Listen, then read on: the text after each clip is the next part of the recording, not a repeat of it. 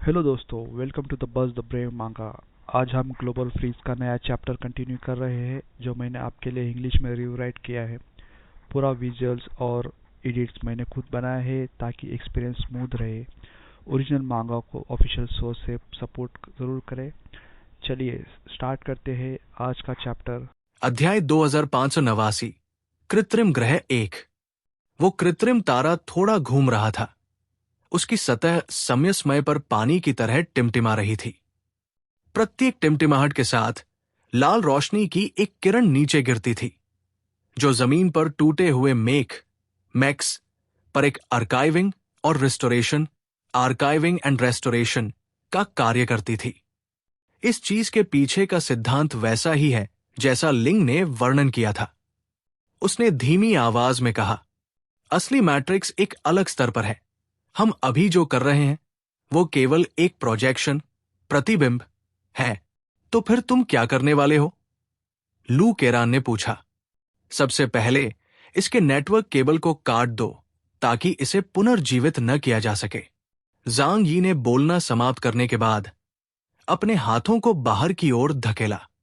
काली बेलें अचानक युद्धपोत को केवल बांधने के बजाय बदलने लगी। उनके सिरे खंड दर खंड खुल गए, जैसे काले हाथ जो सीधे युद्धपोत के ढांचे हल पर दब गए हों।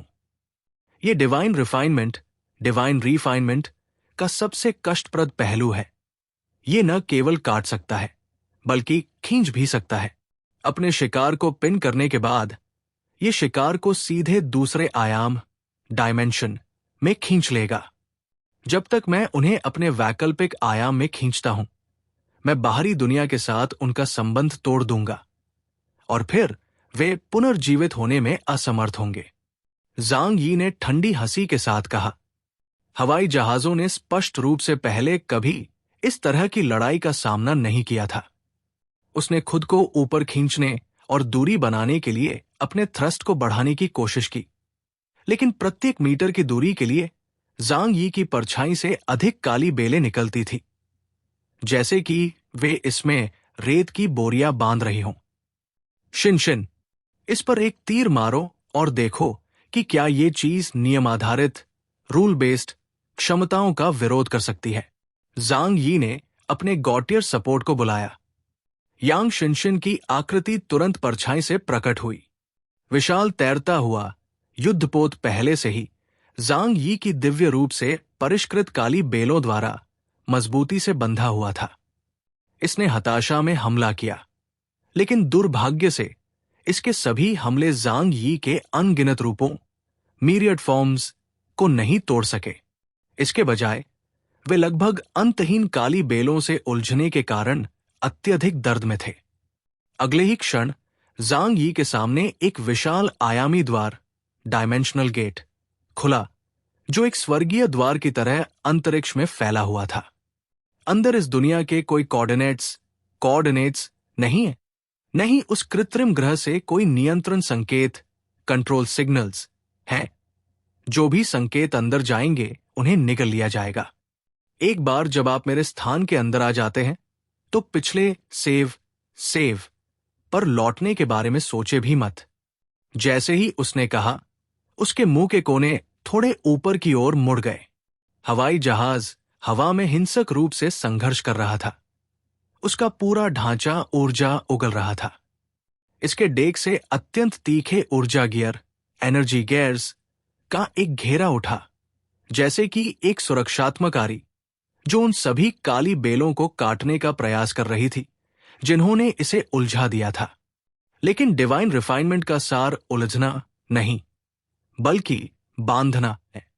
भले ही इसे आधा काट दिया जाए, शेष आधा इसे कसकर पकड़े रखेगा और इसे दरवाजे से खींच लेगा।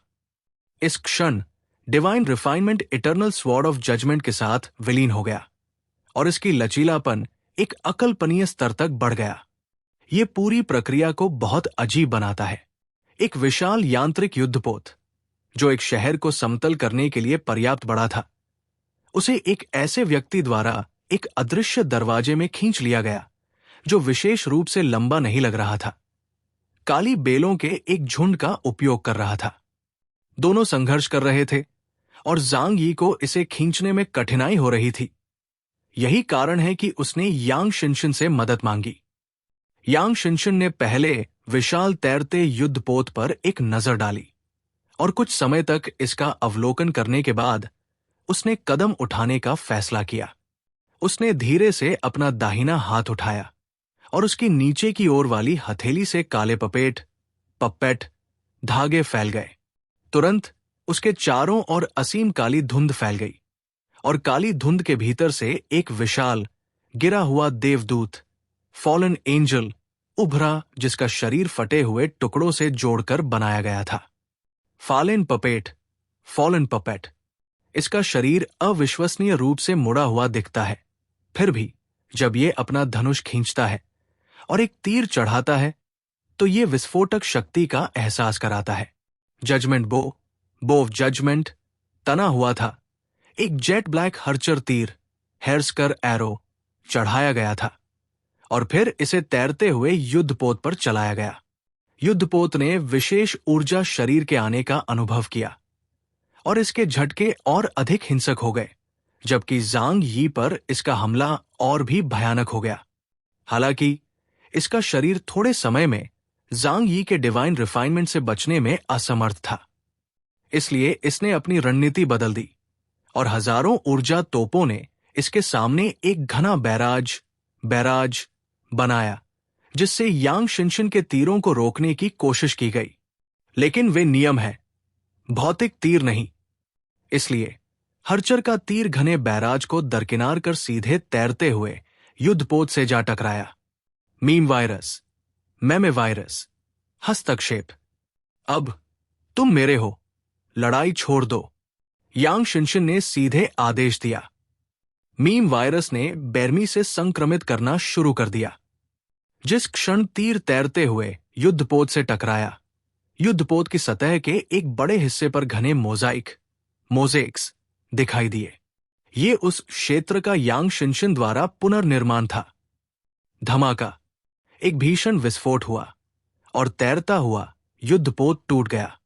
युद्धपोत की कोर आर्टिफिशियल इंटेलिजेंस ने संदूषण का पता लगाया और वास्तव में अपने स्वयं के शरीर को काट दिया। युद्धपोत के ढांचे का एक बड़ा हिस्सा अलग हो गया और नीचे गिर गया। यांग शिनशिन की नजर बहुत गंभीर हो गई। प्राचीन सभ्यताओं ने वास्तव में महाशक्तियों पर अपने शोध में हमें बहुत पीछे छोड़ दिया है। यहां तक कि युद्ध प्रकार के यांत्रिक जीवन रूपों के पास विभिन्न महाशक्तियों से निपटने के तरीके हैं। ज़ांग यी और यांग शिनशिन ने एक दूसरे को देखा। दोनों अविश्वसनीय रूप से स्तब्ध महसूस कर रहे थे। यह सिर्फ एक मानवरहित तैरता हुआ युद्धपोत है और यह स्पष्ट रूप से कई वर्षों से निष्क्रिय है। इसकी सतह पर जंग लग गई है। यह अकल्पनीय है कि मंगल ग्रह की सभ्यता अपने चरम पर कितनी शक्तिशाली होगी। चलो जारी रखते हैं, ज़ांग यी ने कहा। यांग शिनशिन ने सिर हिलाया और मीम वायरस का हमला जारी रखा। यांग शिनशिन का एबिलिटी इंडेक्स 48,000 अंक है। हालांकि वो अभी तक नाइट स्तर तक नहीं पहुंची है, लेकिन अपनी बुद्धिमत्ता और क्षमता की विशेषताओं के साथ उसकी युद्ध शक्ति अधिकांश व्हाइट नाइट से भी अधिक है। खासकर जब ज़ांग यी के साथ जोड़ा जाता है तो वो ज़ांग यी को उत्कृष्ट समर्थन प्रदान कर सकती है। 2 नाइट्स के बराबर युद्ध शक्ति के साथ इस तैरते युद्धपोत से निपटना बहुत मुश्किल नहीं होगा। दोनों ने सहजता से मिलकर काम किया। ज़ांग यी ने तैरते युद्धपोत के सामने से होने वाले सभी हमलों को रोक दिया और इसे नियंत्रित करने के लिए डिवाइन रिफाइनिंग का उपयोग किया, जिससे यांग शिनशिन को मीम वायरस संदूषण पैदा करने का अवसर मिला। हवाई जहाज ने बेतहाशा संघर्ष किया, लेकिन बार बार प्रहार किया गया। जीवित रहने के लिए अपनी पूंछ काटने के अपने बार बार के प्रयासों में इसका शरीर जल्द ही केवल 2/3 रह गया। इसके अधिकांश बाहरी हमले मॉड्यूल और सुरक्षात्मक कवच गिर गए थे। आसमान में कृत्रिम खगोलीय पिंडों ने इस दृश्य को देखते हुए स्पष्ट रूप से अपने प्रकाश में भटकाव के एक क्षण का अनुभव किया। इसने युद्धपोत की मरम्मत करने के प्रयास में नीचे लाल रोशनी की एक और किरण छोड़ी। हालांकि लाल रोशनी अपनी यात्रा के बीच में ही नीदरवर्ल्ड गेट नेदरवर्ल्ड गेट के किनारे में समा गई, जैसे पानी को ब्लैक होल में डाला जा रहा हो, बिना कोई हलचल पैदा किए। नीदरवर्ल्ड की शक्ति भौतिक दुनिया की हर चीज को मिटा सकती है। धीरे धीरे तैरता हुआ युद्धपोत वैकल्पिक आयाम में डूबने लगा। वाकई, लू केरान ने परछाई से धीरे से पुकारा। एक बार जब आप उन्हें अपने क्षेत्र में खींच लेते हैं तो उन्हें पुनरुत्थान का आदेश नहीं मिलेगा। तो यही एकमात्र तरीका है। जांग यी ने अपने हाथ पर दबाव बढ़ाया। तैरता हुआ युद्धपोत अंततः पूरी तरह से उस आयामी द्वार में खींच लिया गया, जब तक कि वो गायब नहीं हो गया। अध्याय 2590। कृत्रिम ग्रह 2। आसमान से लाल रोशनी गिरती रही, लेकिन नीचे अब कोई संबंधित लक्ष्य नहीं बचा था। प्रकाश की किरणों ने जमीन पर केवल खाली उच्च तापमान वाले गड्ढे छोड़े। जमीन पर मौजूद मैक्स निडर कीड़ों की तरह लहरों में ऊपर की ओर झपटते रहे। हालांकि इस बार जांग यी ने उन्हें नष्ट करना नहीं चुना। इन सभी को गिरफ्तार करो। डिवाइन रिफाइनिंग हवा में तेजी से विकटित हुई, फिर से विकटित होती रही और अंततः हजारों बेलों के एक विशाल नेटवर्क में बुन गई, जिसने सभी यांत्रिक जीवन रूपों को बांध दिया। उनका संघर्ष पूरी तरह से व्यर्थ था और अंततः उन सभी को जांग यी द्वारा दूसरे आयाम में खींच लिया गया। जिस क्षण उन्होंने वैकल्पिक आयाम में प्रवेश किया, उन यांत्रिक जीवन रूपों की आंखों की सारी रोशनी तुरंत खो गई, जैसे कि वे मर गए हों। जांग यी ने भौहें सिकोड़ी। उन्हें यह दृश्य बहुत अजीब लगा। सिद्धांत रूप में यांत्रिक जीवन रूप दूसरे आयाम में प्रवेश करने पर भी नहीं मरेंगे। ऐसा लगता है कि उनके कार्य किसी प्रकार के बाहरी केंद्रीय तंत्र द्वारा नियंत्रित होते हैं। ये दुनिया वास्तव में दिलचस्प है। जांग यी ने आसमान की ओर देखा, लेकिन दूर क्षितिज पर तैरते विशाल कृत्रिम सूरज ने कोई प्रतिक्रिया नहीं दी और न ही उन पर कोई हमला किया। ये थोड़ा अकथनीय है। जांग यी इस दुनिया के नियमों को पूरी तरह से नहीं समझते हैं। वो जमीन से कई हजार मीटर ऊपर एक बिंदु तक उड़े और इस स्थिर खोए हुए महाद्वीप को नीचे देखा। ये यांत्रिक जीवन रूप रक्षक नहीं, बल्कि रखरखाव कार्यक्रम, मेंटेनेंस प्रोग्राम्स हैं। वे केंद्रीय हब द्वारा नियंत्रित होते हैं और केवल केंद्रीय हब के साथ उनके संबंध को काटकर ही उन्हें पूरी तरह से मारा जा सकता है। लू केरान ने अपनी परछाई के भीतर से विश्लेषण किया कि जांग यी ने कई यांत्रिक जीवन रूपों को परछाई में भेजा था और उसने पहले ही तेजी से उनका अध्ययन करना शुरू कर दिया था। इसके अलावा यहां बुद्धिमत्ता का स्तर कांग्युआन कबीले की तुलना में एक स्तर उच्च है। तो आप देखिए, जांग यी ने आसमान में अभी भी घूमते हुए तारे की ओर देखा। उनकी निगाहें धीरे धीरे ठंडी हो गई। सच्ची सभ्यता गहरे स्तर पर स्थित है। ये तो केवल बाहरी आवरण है, जिस तरह से वे खुद को दूसरों के सामने पेश करते हैं। वो रुके, फिर मुस्कुराए। ये और अधिक दिलचस्प है। समुद्र वापस शांत हो गया। शहर समय में जमा हुआ फ्रोजन रहता है। खुला स्थान बिखरे हुए यांत्रिक मलबे और एक स्थानिक दरार, स्पेशल रिफ्ट, से भरा था, जिसे जबरन फाड़ा गया था, जो ये साबित करता था कि अभी हुई लड़ाई कोई भ्रम नहीं थी। ब्रह्मांड की अनगिनत घटनाएं उनके चारों ओर फिर से फैल गई, जो एक लबादे की तरह लटकी हुई थी। चलो चलें, उन्होंने इसे बहुत सहजता से कहा। चलो अंदर चलते हैं और देखते हैं कि मंगल क्या रहस्य छिपा रहा है। जांग यी फिर से भटकने के लिए नहीं भागे, बल्कि अपनी परछाई की ओर देखने के लिए मुड़े। केरान, काम पर जाने का समय हो गया है। परछाई पानी में उंगली डालने की तरह बाहर की ओर लहराई और लू केरान की आकृति उसके भीतर से उभरी। उन्होंने अपने सिर पर थोड़े बढ़ा चढ़ाकर दिखाए गए इंजीनियर चश्मे पहने हुए थे। अपने हाथों में पारभासी ऊर्जा नमूना प्लेटों का एक ढेर पकड़े हुए थे और उनकी कमर से अंडे के आकार के कई डिटेक्टर लटके हुए थे। ऐसा लग रहा था जैसे वो किसी भी क्षण अंतरिक्ष यान के पुर्जे पुर्जे अलग करने वाली हों। जैसे ही वो बाहर आई, उन्होंने वाह कहा और स्थिर दुनिया के खुले स्थान में चारों ओर घूमी। ये जगह बहुत अच्छी है, ये पूरी तरह से सभ्यता के महान प्रवास, ग्रेट माइग्रेशन ऑफ सिविलाइजेशन से पहले छोड़े गए होम पोर्ट स्तरीय हब जैसा है। उनकी आंखें चमक उठीं। स्पष्ट रूप से वो पहले से ही कल्पना कर रही थी कि तब कैसा रहा होगा जब हजारों यांत्रिक जहाज यहां से उड़ान भरते और उतरते थे। ज़ांग यी ने उन्हें याद दिलाया, बस यहां खड़े होकर उत्साह मत देखो, काम पर लगने का समय आ गया है। इस जगह में ऊर्जा प्रतिक्रिया का परीक्षण करो और संसाधनों के वितरण की जांच करो। हम यहां माइनिंग करने आए हैं। ओह, ठीक है, ठीक है। उन्होंने तुरंत उन फैंसी तरकीबों को छोड़ दिया, सैंपलिंग प्लेट फैला दी और कई डिटेक्टर क्लिक क्लैक ध्वनि के साथ अपने ट्राइपॉड से अलग हो गए। उन्होंने उन्हें सभी दिशाओं में उछाल दिया और उतरने के बाद उन्होंने स्वचालित रूप से अपने अर्धगोलाकार सेंसर कवर खोल दिए और आसपास के स्थान के ऊर्जा स्तरों को स्कैन करना शुरू कर दिया। पूरी आंतरिक दुनिया में सन्नाटा छा गया। पुनर्जीवित मशीनों को ज़ांग यी के वैकल्पिक आयाम में खींच लिया गया था, जिससे जमीन पर केवल उनके द्वारा बनाया गया मलबा ही बचा था। कभी कभी 1 या 2 धातु की प्लेटें अपनी मूल स्थिति में लौट आती थी, लेकिन वास्तव में कोई आक्रामक कार्रवाई नहीं थी। लू केरान जमीन पर बैठ गई। उनकी उंगलियां होलोग्राफिक स्क्रीन पर दौड़ने लगी।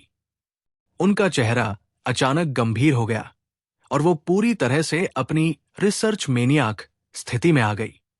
पहले मैं आपको कुछ अच्छी खबर बताती हूं। थोड़ी देर बाद उन्होंने ऊपर देखा, ज़ांग यी की ओर देखा, मुंह सिकोड़ा और बहुत आत्ममुग्ध दिखी। इस दुनिया का ऊर्जा नेटवर्क पूरी तरह से नहीं काटा गया है, जिसका अर्थ है कि कोर हब अभी भी काम कर रहा है, लेकिन न्यूनतम बिजली की खपत पर। ज़ांग यी ने सिर हिलाया। यही कारण है कि इसमें वो बीम पुनरुत्थान, बीम रिसरेक्शन कार्य है। सही। लू केरान ने एक डिटेक्शन प्लेट ऊंची की और उसे स्मैक के साथ हवा में एक पोजिशनिंग पॉइंट पर दे मारा। प्लेट पर तुरंत दर्जनों ऊर्जा वक्र, कर्व्स, जल उठे। इसके अलावा यह पुनरुत्थान आदेश उस कृत्रिम ग्रह से उत्पन्न नहीं हुआ था जिसे आपने अभी देखा था। वो केवल एक रिले स्टेशन था, वास्तविक स्रोत। जैसे ही उन्होंने ये कहा, उन्होंने एक भौं ऊपर उठाई और दूर देखा। वहां ज़ांग यी ने उनकी नजर का पीछा किया। ये एक स्पष्ट रूप से खाली क्षितिज था, एक बहुत ही सपाट चिकनी क्षैतिज रेखा, जैसे कि एक रूलर के साथ मापी गई हो। उस रेखा पर स्वर्ग और पृथ्वी को अलग करती है। लेकिन 2 सेकंड तक उसे ध्यान से देखने के बाद उन्होंने पाया कि उस खाली स्थान के पीछे वास्तव में एक छाया थी। ये बहुत बहुत दूर की जगह पर सीधे खड़ी एक सुई की तरह है। क्या कोऑर्डिनेट्स अभी तक जनरेट हुए हैं? ये बाहर है, लेकिन लू केरान ने स्क्रीन की ओर देखा और मुंह सिकोड़ा। ये कोऑर्डिनेट्स बहुत विश्वसनीय नहीं है। ऐसा क्यों? इसके 2 मूल्य, वैल्यूज हैं। उन्होंने अपनी नाक सिकोड़ी। सामान्य स्थान को मुझे केवल त्रिआयामी कोऑर्डिनेट्स का एक सेट देना चाहिए, लेकिन ये मुझे पहुंचने योग्य कोऑर्डिनेट्स का एक सेट और अवलोकन, ऑब्जर्वेशन कोऑर्डिनेट्स का एक सेट देता है। ज़ांग यी हंसे। तुम आंतरिक और बाहरी नेटवर्क के बीच अंतर भी करती हो? लगभग। वो खुद भी खुश थी, लेकिन उसकी आंखें और भी चमक उठीं। इसका मतलब है कि आप इसे देख सकते हैं, लेकिन आप वहां पहुंच नहीं सकते। ऊर्जा प्रतिक्रियाओं के बारे में क्या? ऊर्जा प्रतिक्रिया सीमा से बाहर, ऑफ दी चार्ट्स है। उन्होंने अपनी कलाई ऊपर उठाई और प्रोजेक्टर को ऊपर की ओर धकेला। ऊर्जा का एक अत्यंत चमकदार गोला, जैसे काली स्क्रीन पर रखा गया पटाखा, प्रोजेक्शन में धमाके के साथ फटा और सभी डेटा कॉलम उच्च जोखिम वाले लाल रंग पर कूद गए। ये वही है जो आपको पसंद है। उन्होंने जानबूझकर बढ़ा चढ़ाकर कहा, ऊर्जा घनत्व लगभग एक ग्रहीय इंजन, प्लैनेटरी इंजन के हृदय के बराबर है और इसमें नियमित ऊर्जा का एक बाहरी आवरण भी है। यदि आप इस चीज को वापस ला सकते हैं, तो तियानहाई शहर को फिर कभी ऊर्जा के बारे में चिंता नहीं करनी पड़ेगी। जांगी ने डेटा के उस ढेर को देखा जो लाल रंग के साथ लगभग सफेद था। उनकी आंखें संकुचित हो गई। ठीक है, चलो चलकर देखते हैं। जैसे ही उन्होंने बोलना समाप्त किया, उन्होंने लू केरान को पकड़ लिया, उन्हें परछाई में डाल दिया और फिर अपने सामने एक आयामी पोर्टल खोला। लू केरान द्वारा दिए गए कोऑर्डिनेट्स का पालन करते हुए वो तेजी से उस दिशा में चले गए। यहां आज का चैप्टर एंड होता है। मुझे उम्मीद है आपको ये पसंद आया होगा। कृपया मेरे गेमिंग चैनल को भी सब्सक्राइब करें। मैं सर्वाइव करने और कंटेंट बनाते रहने की कोशिश कर रहा हूं। आपका सपोर्ट मेरे लिए बहुत मायने रखता है। थैंक्स। कमेंट में ज़रूर बताएं। अगर आप मांगा स्टोरीज एंजॉय करते हैं तो वीडियो को लाइक करें और बस द ब्रेव मांगा को सब्सक्राइब करना मत भूलिए। मिलते हैं नेक्स्ट चैप्टर में।